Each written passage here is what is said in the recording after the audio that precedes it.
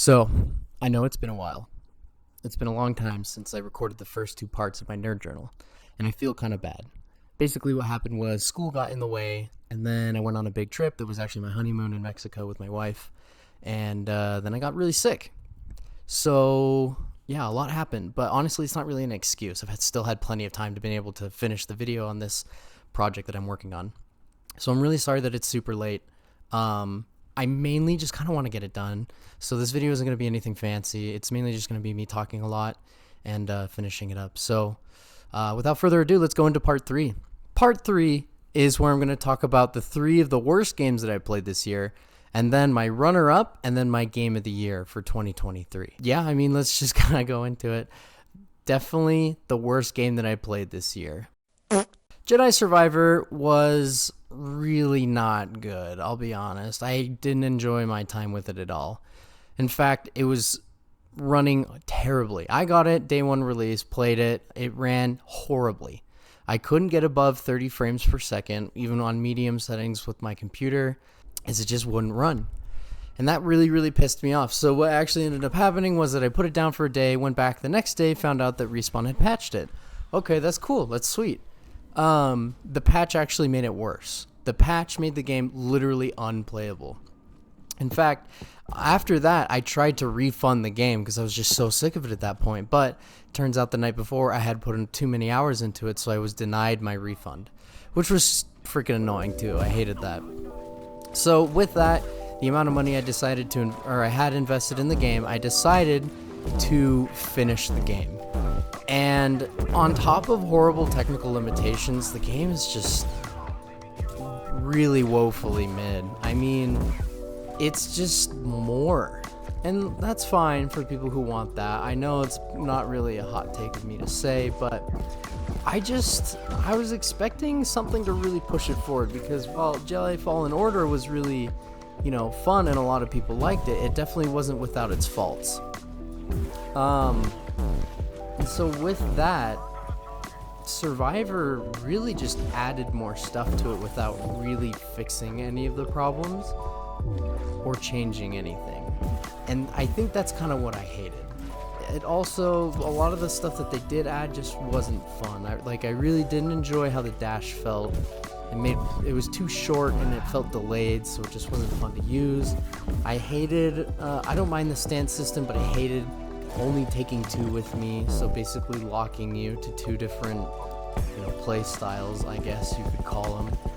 And the story was just extremely predictable and honestly kind of mid. I hated the direction they went with it. So yeah, $70 out of the hole. Thanks, EA. Definitely bottom of the list.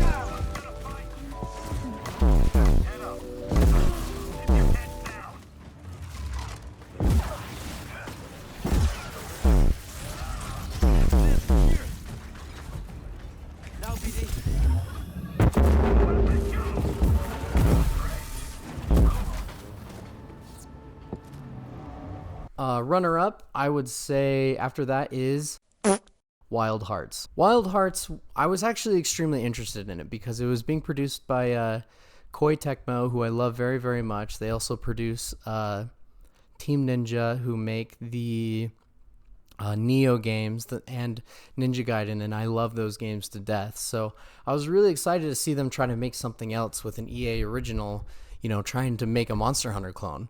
I mean, there's never anything bad with creating competition in a genre, right? Well, the problem with Wild Hearts is almost the exact same as Jedi Survivor, which honestly kind of makes me think that EA really needs to sit down with their QA team or do something, because that game just ran terribly, and to this day I still can't get it to run above a staple 30 frames per second. It just runs really bad. And while it has some novel ideas, like being able to build and make contraptions on the fly that help in monster hunts, and even setting out your own specific outposts and building campsites and stuff, it just felt kind of hollow, and the monsters themselves weren't super interesting to fight to me. It also didn't look super great, and I just didn't enjoy it very much. In fact, I didn't even finish this one because I just could barely get into it. It was not really fun. And if anything, it made me go back to Monster Hunter, which is something I might do a video on in the future, because I had played Monster Hunter before, but this game was so bad that I decided to give World another try, and then ended up putting almost 300 hours in it. And so I'll definitely be doing a video of that in the future. But anyways, long story short, Wild Hearts freaking sucks. Avoid it at all costs. And it's sad because I really think they had a shot at it, but they kind of blew it, and I don't think you can really redeem this game. I don't want a sequel, and at this point, I don't even really want them to finish it. Let's just cut the whole thing in the bud and be done. And with that, I would say in the first place of my really worst games of the year category, I would put Diablo 4. So funny story with Diablo 4, I recently really got into Diablo 3. It was on a huge sale, so I sank a ton of time into that game. Because of that, I was actually offered both of their betas. One of them was a very early beta. I had to actually sign an NDA for it and everything, but I think now that the game is out, I can probably show some of that footage because it's pretty funny. Friend, beyond their notice or care. But the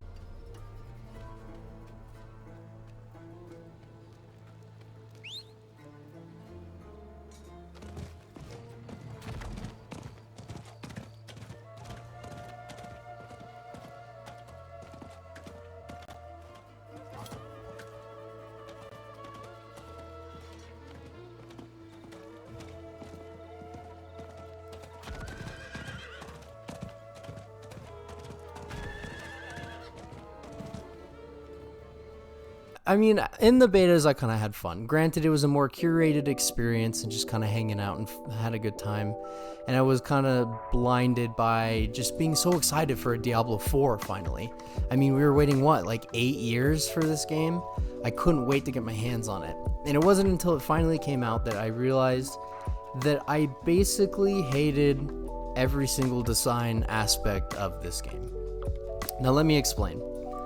I hated that it was an open world game because, I mean, open world games, the whole point is exploration, right? But the problem with Diablo 4 is with it being an isometric top-down, that means that you're really only exploring on one singular plane. There is no climbing, there is no looking up, there is no, trying to solve puzzles and things. So it's basically you just staring at the floor of endless open fields over and over again. And I hated that. I hate how the horse handles, and you get the horse way too late for your first time, which is such a weird choice because once you get it, you have it forever on every character that you create after. So it's really odd that they had you unlock it on act like 4 out of 5. I hated gear progression. I hated how simplified that they made the skills. You're basically locked to 5 skills.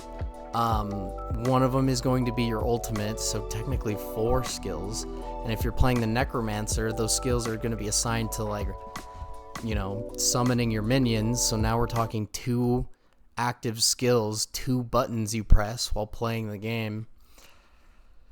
Yeah, all in all, there's tons of problems with Diablo. But the reason why it's at the top of this list is because since I had placed it at my worst, it definitely has gotten the most fixes. And I mean, who knows? If they continue working on it, it could eventually be a really good RPG and may even hit my, is it fixed yet category in 2024. But for now, the game is just a slog. It's not fun. It comes from a design perspective, I think, of player retention instead of, player fun. It's really not fun in that way. And so that is the number 1 in my worst games of 2023 list.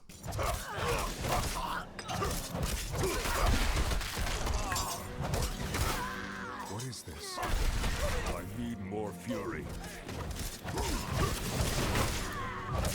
Okay, so now we're going into the nitty-gritty. Let's find out what the best games of 2023 for me were. The runner-up is... Now, I was really lucky because I was 2 seconds away from buying Cyberpunk before it came out, but I was talked out of it, ironically by my wife, which I found hilarious. But she ended up saving me a ton of money because that game was a disaster, train wreck. There's thousands of videos on how bad it was already. And there's 1,000 more videos on how it's really, really good. And so I played it for the first time and tried it out. And immediately the first thing that I liked about it was that every build in the game, not only was it unique and well thought out and done, but it was also really done. It was done well in the sense that every upgrade came with a gameplay change. You know, I hate RPGs that every single upgrade, all it is a number bump. You know, I don't want Green Arrow go up. I want new things that I'm able to do that I couldn't before. So I played the game only once. I plan on playing it again, but the first playthrough I did, I went with like a urban samurai build. And so I ran with throwing knives and katana. And it was really cool because it started with me having to kind of take cover and wait for openings and then going in and dealing damage. But I eventually unlocked abilities like I could deflect bullets and I could parry bullets back at people who were shooting at me. I unlocked an ability where I could dash towards somebody and attack them. And then I eventually even just unlocked like a rage mode where I would just go on a frenzy and murder people. And it was just really fun watching my build come together. And I do want to replay the game and try out different builds because from what I read online, it's the same exact way with whatever build you kind of go with. It evolves and spurs into like something really cool and different. The reason why it's not at the top of my list is it does this thing that I really don't like with games where it tries to be a lot of different things and a lot of different genres, but it's not very good at any of them in doing so. So, for example, like it's an RPG, right? You can be whoever you want to be, except not really because you're always just going to be V. And the dialogue options are kind of limiting, I think, in that sense. You know, it's a first-person game, so you never really see yourself. So I feel like the customization is really kind of mid, which is interesting to say because that's a lot of the entire idea of cyberpunk as a genre is that you can remake yourself into whoever you want to be, right? You can't be just natural. And so I really, really didn't like that. I felt like a lot of the options in a quest weren't really free per se. You couldn't really do whatever you wanted to do. It was always basically forking paths. You came up to a decision, you had to choose A, B, and C option, and then whatever you chose would move along. And I know it's hard because that makes me sound like such a stickler, but it just felt kind of like an amusement park ride in the sense that I was just kind of going through the motions. I pick what option I want, and then I go through another roller coaster ride, and then I go to another fork in the road, and then you have to pick those options. And it never really deviated from that. I was kind of expecting an ability to kind of approach quests in whatever kind of way I wanted to. And on top of that, I will say that Night City is really beautiful to look at, but there isn't a ton to really do for sake of immersion, which I think is probably number one most important thing in an RPG. So, I mean, sure, you have it's a red light district, so you have your prostitutes, your drug dens, your clubs, your bars, and I mean, maybe that's also part of the setting, but it just didn't click for me. I was really hoping for other kind of things to do, but there kind of isn't. And that's really my biggest problem I have with it and why it didn't win, is I just felt like while it's really pretty to look at, it's really beautiful, but once you dig deeper and go inside, you really just kind of understand how hollow it actually is on the inside. And so really what I would suggest if they were to make a sequel, and they are, is honestly, you can keep the RPG stuff, keep the skill tree, let people kind of build out an action loadout, but honestly, I think you should just lean towards trying to make more of a Grand Theft Auto action game type of feel and leave the multiple choice RPG stuff out. I know you have a talented team of writers, and I know that you can pull it off, so I think just if you were to curate that a little bit, don't try to cater to whatever people want to do in an RPG to give them the illusion of freedom of choice. Just give them one of your best written stories of all time, and yeah, just make it more of an action game.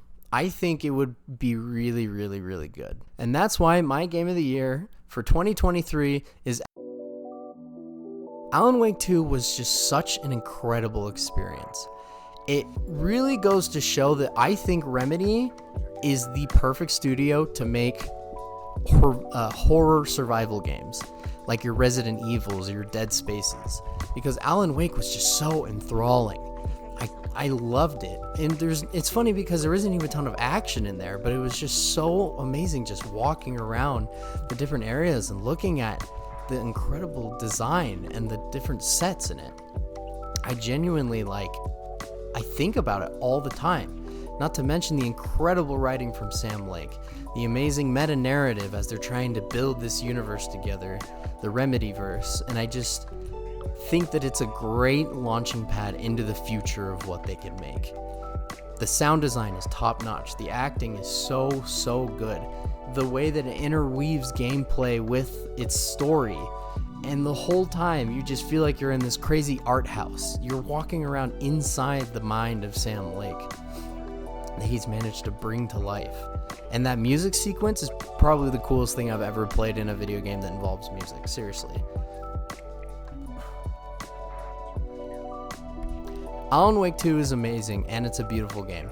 I cannot recommend it enough, and that is why it is my 2023 Game of the Year. Thank you guys so much for watching. Have a good one.